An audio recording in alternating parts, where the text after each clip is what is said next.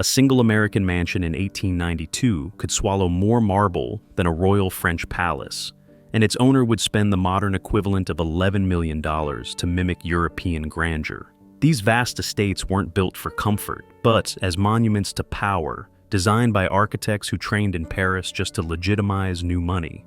Today, not even the world's richest try to match these homes.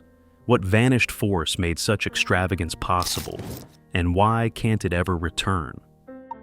Marble House stands on a bluff above the Atlantic, its pale stone front gleaming even under a gray sky. The mansion's columns and balustrades echo the Petit Trianon at Versailles, a deliberate nod to French royal taste. In 1892, when Alva Vanderbilt unveiled her new home to Newport society, the message was clear.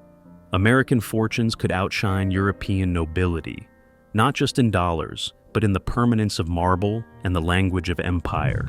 Hunt, the architect behind Marble House, had trained in Paris at the École des Beaux-Arts. He filled the mansion's plans with borrowed grandeur, Corinthian columns, gilded ironwork, and a symmetry that would be at home among the palaces of the Loire Valley. Every detail was meant to impress, from the gilded gates to the massive urns flanking the entrance. The marble itself arrived by ship, quarried in blocks from distant hills and hauled by rail to Newport. Shipment records show tons of stone landing at the docks, marked for Hunt's masons and carvers. The logistics rivaled those of a small public monument, not a private house. Unlike the wood and brick of earlier American homes, this facade was meant to withstand centuries.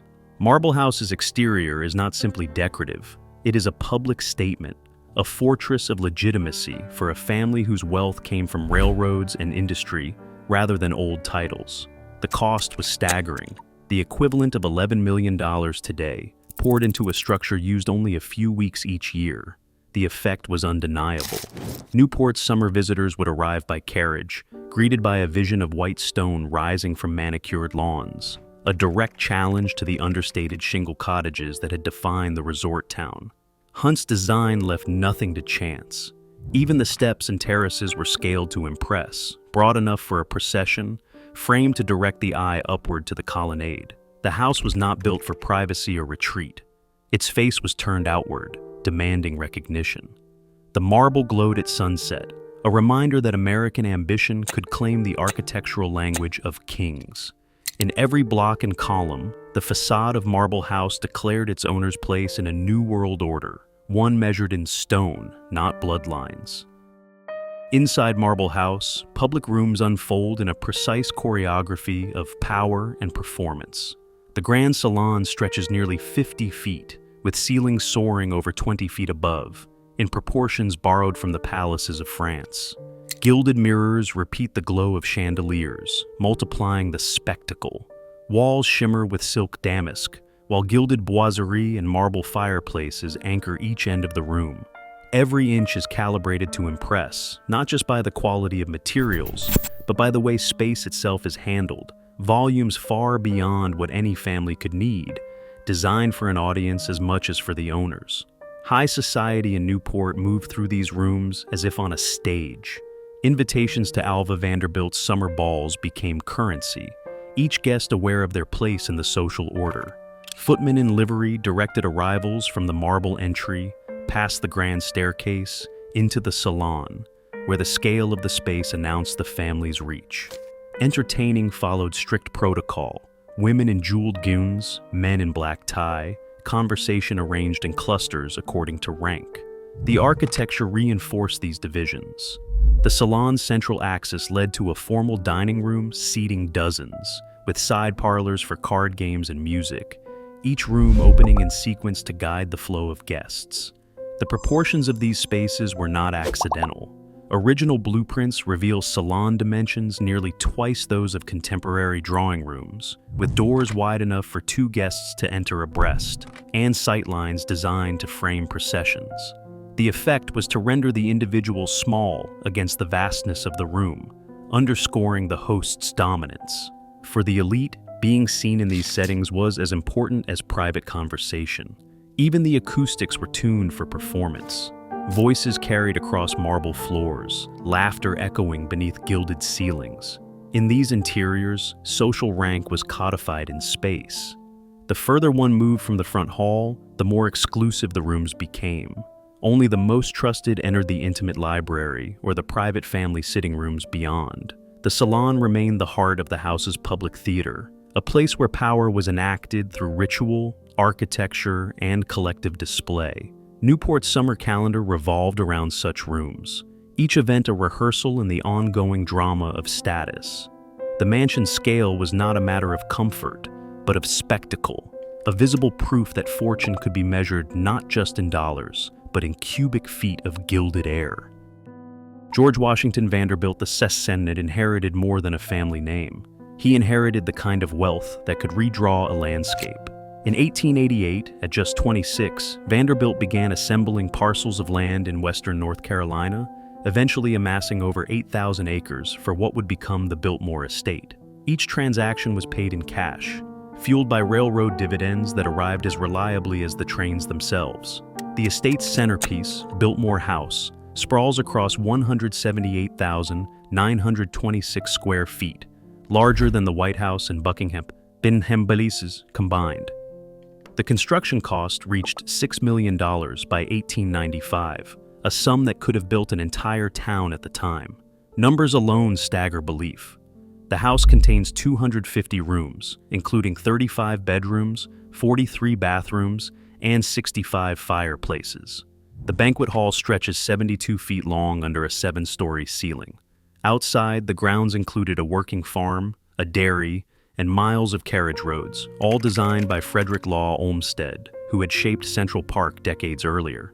Vanderbilt's ambition extended to every detail: imported limestone from Indiana, carved on site by teams of European artisans, a conservatory filled with rare orchids, a private library with over 10,000 volumes.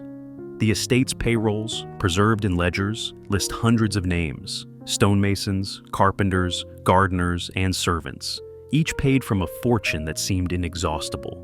Vanderbilt's resources allowed him to sidestep the limits faced by ordinary builders. If a room needed to be 6 feet longer, it was made so. If a hillside needed to be moved, laborers and steam shovels did the work. The scale of Biltmore was never about comfort or practicality. It was about making abundance visible, turning liquidity into stone, glass, and land. In a world where fortunes could vanish in a generation, Vanderbilt built as if his would last forever. In the quiet of his library at Biltmore, George Washington Vanderbilt II drafted letters that revealed the true scope of his ambition. He wrote not as a man building a house, but as a steward establishing a legacy meant to endure beyond his own lifetime. One letter preserved among the estate's archives speaks of his hope for a home for centuries, a phrase that captures the mindset of permanence running through every decision. Vanderbilt saw himself as the founder of a dynasty, not just the owner of a country retreat. His correspondence with architect Richard Morris Hunt was filled with instructions to scale up, to anchor the house in stone and tradition, to ensure that each room, each garden, would serve generations yet unborn. Estate planning documents from the 1890s echo this intent. Vanderbilt detailed the transfer of land, the management of forests, and the operation of farms, as if writing a manual for descendants he would never meet. The estate was to be self-sustaining, with income from timber and agriculture supporting the house long after railroad fortunes faded. This was not a retreat from the world, but an assertion that the Vanderbilt name would remain carved into the landscape, as enduring as the limestone walls rising above the hills of North Carolina. The language of these letters is measured, almost solemn. Vanderbilt described his role as custodian rather than master, emphasizing duty over indulgence. He referenced European models, English country seats, and French chateaux, where families had lived for centuries under one roof, their stories layered into the very stones. The Biltmore was intended as America's answer to these ancestral homes, a monument to continuity in a nation obsessed with progress. In these private writings, the scale of the project becomes something more than personal ambition. Vanderbilt's vision was to create a lineage, a place where memory and inheritance would bind each generation to the next. The mansion was not built for a single life, but for a story that, in his words, would stretch across centuries. Behind the marble and gilt, a hidden world kept the machinery of mansion life running. At the breakers, ledgers from 1895 list 27 live-in staff, each with a defined rank and duty. The butler stood at the top, managing the wine cellar, the silver safe, and the daily rhythm of the house. Under him, footmen handled formal service, liveried for dinners and balls, while housemaids worked in teams, polishing floors and tending to endless fireplaces. Cooks and kitchen hands rarely saw the front hall, their domain tucked away in basement kitchens connected by a maze of service corridors. Movement followed strict routes. Servants navigated back stairs and narrow passageways designed to keep them invisible. A bell panel mounted in the servants' hall displayed numbered lights for each room. When a guest pressed a button upstairs, the corresponding light flashed, sending a maid or footman to answer. The system allowed the household to function smoothly, with orders relayed silently and efficiently, but always at the command of those above. Floor plans reveal a world divided by architecture. Service areas formed a parallel network, with back hallways, staff bedrooms, and even a separate entrance for deliveries. The main staircase was reserved for family and guests, and staff used hidden stairs that wound behind walls, connecting laundry, pantries, and upper floors. This infrastructure made spectacle possible. Every dinner, every party, depended on a disciplined hierarchy moving through unseen spaces, each role reinforced by the physical layout of the house. The grandeur above relied on the human infrastructure below, a system as carefully engineered as any marble column or gilded ceiling. A carved oak panel in the dining room of the breakers required more than 200 hours of handwork. Chisels tapping, mallets shaping scrolls and acanthus leaves, every detail coaxed from raw wood by men whose names never appeared in society columns. In the Gilded Age, craftsmanship became its own form of spectacle. Paneling, plasterwork, and parquet floors were not just decorative. They were proof of access to skills that money alone could not conjure overnight. Apprentices from Europe arrived in New York and Newport, bringing with them the secrets of guilds and the discipline of years spent under masters. Their touch animated every ceiling medallion and marble mantle, transforming cold materials into a language of status. The inefficiency was intentional. Ballrooms soared 2 stories high, lined with gold leaf and mirrors, not for comfort, but to advertise the ability to waste space and labor. Corridors stretched on, leading to rooms set aside for single annual events or left unused altogether. In these houses, excess was not a flaw, but a feature, a silent challenge to rivals, a demonstration that the family could afford to heat, clean, and staff a palace for a season and let it sit empty the rest of the year. Such displays depended on a fragile network. Artisans worked side by side with armies of servants, each role woven into the fabric of the house. When the last coat of varnish dried and the final gilded cornice was set, the knowledge behind it lingered only as long as the workers remained. As apprenticeships faded and wages rose, the skills that once filled these halls with ornament slipped quietly away, leaving behind spaces that no modern builder can replicate, no matter the budget. In 1911, the Supreme Court ordered the breakup of Standard Oil, shattering the monopoly that had helped fund America's grandest estates. Within 2 years, the federal government imposed a new income tax, and by 1916, the first estate tax arrived, targeting fortunes that once seemed untouchable. The Revenue Act spelled the end of untaxed dynasties. Family trusts faced new scrutiny, and inheritance could no longer pass intact from one generation to the next. Public sentiment turned sharply. Thorstein Veblen, writing in 1899, described these homes as monuments to conspicuous waste, a phrase that echoed in editorials and cartoons lampooning the excess of Newport and Fifth Avenue. The legal and cultural foundation that had made these mansions possible was gone, cut away by reformers and a society no longer willing to accept palaces as proof of power. Today, the fortunes that once built marble palaces flow quietly through different channels. Private family offices now manage the assets of the ultra-wealthy, numbering more than 7,000 worldwide by 2025. These organizations handle investments, philanthropy, and legacy planning behind closed doors, far from public view. Artworks, once displayed in gilded halls, are often kept in climate-controlled vaults, with demand for private storage facilities rising over 40% in just a few years. The new priorities are privacy, mobility, and liquidity.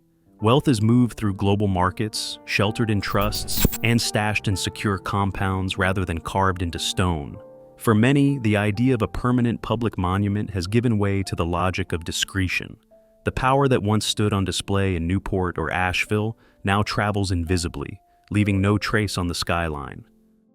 Hearst Castle rises above the hills of San Simeon, a testament to ambition that could not be fully realized. William Randolph Hearst poured decades and millions into his vision, designing a Mediterranean fantasy with 165 finished rooms, gardens, guest houses, and art hauled from across the Atlantic. Yet the castle was never completed. By 1947, mounting debts and failing health forced construction to a halt. Today, the property endures as a state park, its upkeep demanding more than $7 million each year, an expense now shouldered by California's public. Teams of conservators move quietly through its halls, patching tile work and restoring ceilings that once echoed with the voices of Hollywood guests. The grandeur remains, but it is institutional now, preserved by collective will rather than private fortune. Hearst's unfinished dream stands as a reminder: these monuments cannot be rebuilt, and their splendor cannot be reclaimed once the world that made them is gone. Today, the world's billionaires invest in digital assets, not stone and marble. As wealth becomes less visible and more mobile, these mansions stand as relics of a vanished social order, impossible to recreate and perhaps impossible to justify. Their empty halls remind us what society chooses to build reveals what it values most.